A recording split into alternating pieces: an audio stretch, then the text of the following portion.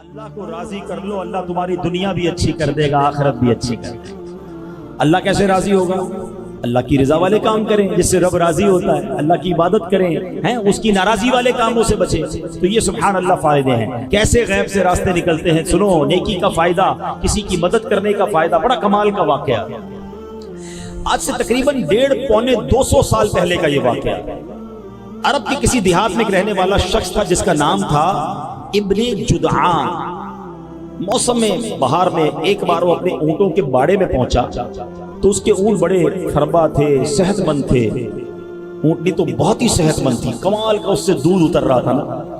تو یہ دیکھ کر اس کا سر شکر سے جھک گیا۔ پھر اچانک اس کو قرآن پاک کی چوتھے پارے کی پہلی آیت یاد آ گئی۔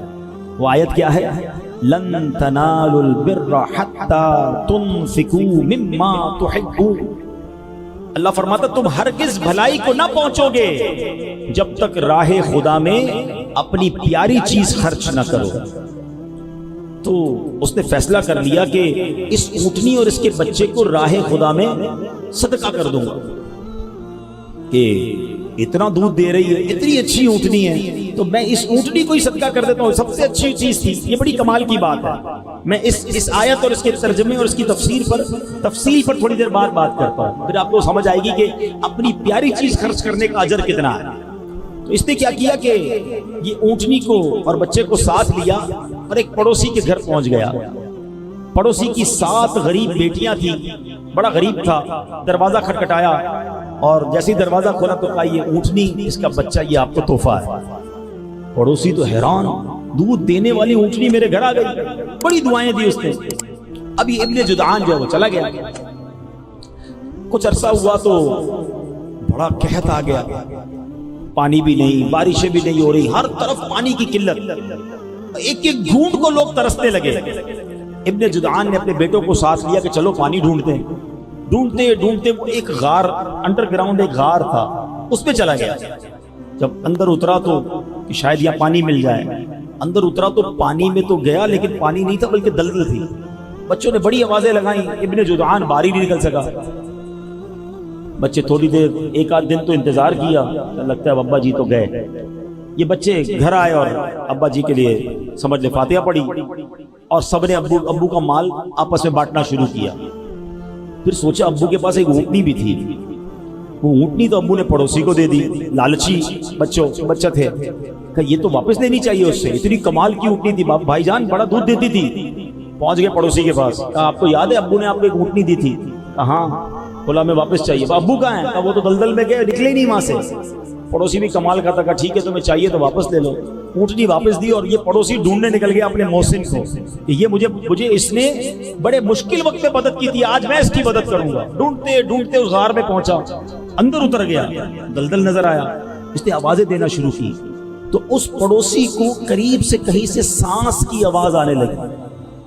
ڈھونڈتے ڈھونڈتے ہاتھ لگایا تو اس کو ابو جدعان ملا۔ ابو جدعان زندہ تھا، بڑی مشکل سے اس کو کھینچا، اس کو باہر نکالا۔ اب جب باہر آ گیا، سانس بحال ہوئی، کہا اے ابو جدعان یہ تو بتاؤ 8 دن سے دلدل میں ہو، 8 دن تک زندہ کیسے رہے؟ تمہیں کھانا پانی کیسے ملتا رہا؟ ابو جدعان کہتا ہے ماجرا بڑا عجیب ہے، واقعی میں سینے تک تو دلدل میں تھا، مگر روزانہ میرے منہ کے قریب ایک دودھ کا پیالہ آتا تھا، میں وہ دودھ پی لیتا تھا اور اسی وجہ سے میں زندہ رہا۔ ہاں 2 دن سے مجھے دودھ نہیں مل رہا۔ پڑوسی کہتا ہے بات مجھے سمجھ آ گئی ہے۔ کہا کیا بات ہے بتاؤ تو صحیح مجھے۔ کہا بات یہ ہے کہ تم نے مجھے اونٹنی دی تھی نا، میرے بچے روز دودھ پی کر تمہیں دعا دیتے تھے، اللہ نے مشکل وقت میں دلدل میں تمہیں دودھ عطا فرمایا۔ کہا یہ بات تو ٹھیک ہے مگر 2 دن سے دودھ کیوں نہیں مل رہا تھا؟ کہ 2 دن پہلے تمہارے بچے آئے تھے، تمہاری اونٹنی واپس لے کر چلے گئے۔ ہائے ہائے ہائے، اللہ کرے یہ بات سمجھ آ جائے۔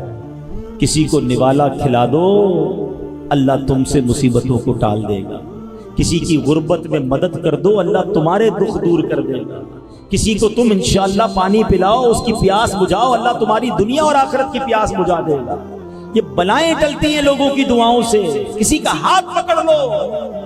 آئیے سنتے ہیں حضرت یحییٰ بن اسماعیل رحمۃ اللہ تعالی علیہ فرماتے میری ایک بڑی بہن تھی، وہ بیمار ہوئی تو ان کا ذہنی توازن جو ہے وہ ڈسٹرب ہو گیا، یعنی اب وہ سمجھداری والی باتیں نہیں کرتی تھی، دماغی توازن بگڑ گئے۔ 10 سال میری بہن جو ہے وہ ایک کمرے میں رہی اور بیمار بھی رہی، ہمیں پہچانتی بھی نہیں تھی، دماغی توازن ٹھیک نہیں تھا۔ اور ایک رات یوں ہوا کہ میرے کمرے کے دروازے پر دستک ہوئی۔ میں نے کہا رات کو اس وقت کون آیا؟ میں نے کہا پوچھا کون؟ تو دروازہ کھٹکھٹانے والی ایک لیڈیز کی آواز آئی اور اس نے کہا میں آپ کی بہن ہوں۔ آپ نے پوچھا کون؟ کہا میں آپ کی بہن ہوں۔ آپ حیران ہو گئے کہ یہ میری بہن ہے، یہ کیسے بولنے لگ گئی اور کیسے مجھے پہچاننے لگ گئی اور یہ کہنے لگ گئی کہ میں آپ کی بہن ہوں۔ فوراً دروازہ کھولا۔ 10 سال بعد میری بہن میرے کمرے میں آئی، اور آئی تو میں نے جب اس سے باتیں کی تو وہ بالکل ٹھیک تھی، اس کا تمام معاملات دور ہو چکے تھے۔ تو میں نے کہا کہ یہ سب کیسے ہوا؟ آپ طبیعت کیسے ٹھیک ہو گئی آپ کی؟ بہن کہتی ہے میں سو رہی تھی کہ میں نے خواب میں دیکھا کہ اللہ پاک نے تمہارے دادا کی نیکی کی برکت سے تمہارے والد محمد اسماعیل کی حفاظت کی، اور تمہارے والد محمد اسماعیل کی برکت سے تمہاری حفاظت فرماتا ہے۔ تمہارے دادا اور والد جو ہیں شیخین کریمین حضرت ابوبکر صدیق اور حضرت عمر فاروق سے بڑی محبت کرتے تھے، اس لیے ان دونوں بزرگوں نے اللہ پاک کے حضور تمہاری سفارش کی ہے۔ اب اگر تم چاہو تو دعا کرو، اللہ عز و جل تمہیں شفا عطا فرمائے گا، اور اگر چاہو تو تمہارے لیے صبر کرو تو جنت ہے۔ یعنی اس لڑکی کو یہ آپشن دیا گیا کہ اگر تم کہو، وہ بزرگ کہتے ہیں میں تمہارے لیے دعا کر دیتا ہوں، شفا مل جائے گی، اور اگر صبر کرو تو جنت ہے۔ سبحان اللہ۔ وہ لڑکی بڑی سمجھدار تھی، کہتی ہے حضور جنت تو میں چاہتی ہوں، مگر اللہ کی رحمت تو بہت بڑی ہے نا، اگر شفا بھی مل جائے اور جنت بھی مل جائے تو اس سے اچھی کیا بات ہوگی۔ کریم کے در سے مانگنا ہے تو تھوڑا کیوں مانگنا ہے؟ کچھ لوگ بڑا کس کو کہتے ہیں تھوڑا تھوڑا مانگ رہے ہوتے ہیں، یا اللہ بس یہی دے دے، بھائی اتنا ہی دے دے۔ ارے تمہارا دامن تھوڑا ہے، میرے رب کے خزانے تھوڑے نہیں ہیں۔ حضرت حسن بن صالح رحمۃ اللہ تعالیٰ علیہ فرماتے ہیں کہ نیک عمل، اب دیکھیں اس کے میں دنیاوی بینیفٹس بھی بتا رہا ہوں، کہ نیک عمل بدن میں قوت، دل میں نور اور آنکھوں میں روشنی پیدا کرتا ہے، اور اسی طرح برا عمل جو ہے بدن میں کمزوری، دل میں اندھیرا اور آنکھوں میں اندھا پن لاتا ہے۔ آپ دیکھیں جو نیک بزرگ ہوتے ہیں ان کا چہرہ نورانی ہوتا ہے، بڑا شاش بشاش، جب بھی جاؤ فریش فیل ہوتے ہیں، بڑا ان کے اندر انرجی ہوتی ہے، یعنی جو روحانیت اور انشاءاللہ جنت کی نعمتیں ملنی وہ تو الگ ہیں۔ اللہ ان کی باڈی کے اندر، ان کے جسم کے اندر ان کو روحانی طاقتوں سے نواز دیتا ہے۔ میں کہتا ہوں اور کہیں نہ جاؤ یار، 75 سال کے پیر و مرشد ہیں ہمارے، اللہ ان کو نیکیوں والی طویل زندگی عطا فرما۔ آپ یقین کریں جوان آدمی تھک جاتا ہے، مگر اللہ پاک نے جو ان کو طاقت دی ہے، جو روحانیت دی، اللہ اس میں اور اضافہ فرمائے، نظر بد سے بچائے۔ روزے میں ہماری آواز نہیں نکلتی عصر کے بعد، وہ عصر کے بعد مدنی مذاکرہ کر رہے ہیں، رات کو تراویح کے بعد مدنی مذاکرہ کر رہے ہیں، پھر خصوصی مدنی مذاکرہ کر رہے ہیں، پھر سحری، بندہ سحری افطاری میں تو کہتا ہے اکیلے میں کروں گا یار تھکن لگتی ہے، وہ سحری بھی عوام میں کر رہے ہیں، وہ افطاری بھی عوام میں کر رہے ہیں۔ آؤ میں تمہیں قرآن و حدیث سے بتاتا ہوں کہ اگر اللہ راضی ہو جائے، اللہ کی رضا والے کام بندہ کرنا شروع کر دے، اللہ مشکلیں کیسے آسان فرماتا۔ اللہ قرآن میں فرماتا ہے للذین احسنوا فی ہذہ الدنیا حسنہ ولدار الآخرۃ خیر، جنہوں نے اس دنیا میں بھلائی کی ان کے لیے بھلائی ہے، اور بے شک آخرت کا گھر سب سے بہتر ہے۔ تفسیر قرآن صراط الجنان میں اس آیت کا ایک معنی یہ ہے کہ جو لوگ ایمان لائے اور اچھے عمل کیے انہیں دنیا میں بھی اچھا اجر ملے گا۔ اچھے عمل کرو گے دنیا بھی اچھی ہو جائے گی۔ ایک اور جگہ رب فرماتا ہے من عمل صالحا من ذکر او انثى وهو مؤمن فلنحيينه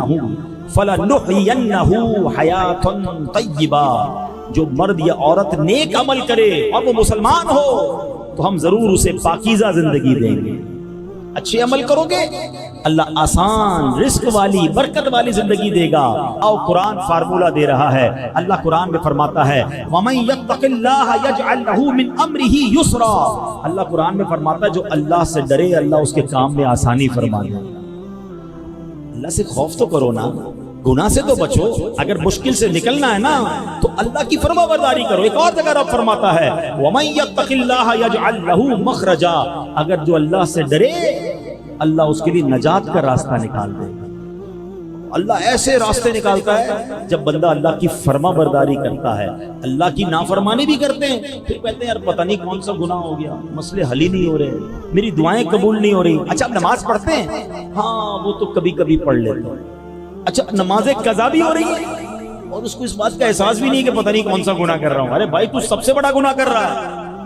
یہ بڑا مسئلہ ہے ہمارے یہاں. کوئی شراب پیے نا لوگ کہتے او ہو شراب پیتا ہے, جوا کھیلے او ہو تو جواری ہے, یہ تو چوری کرتا ہے.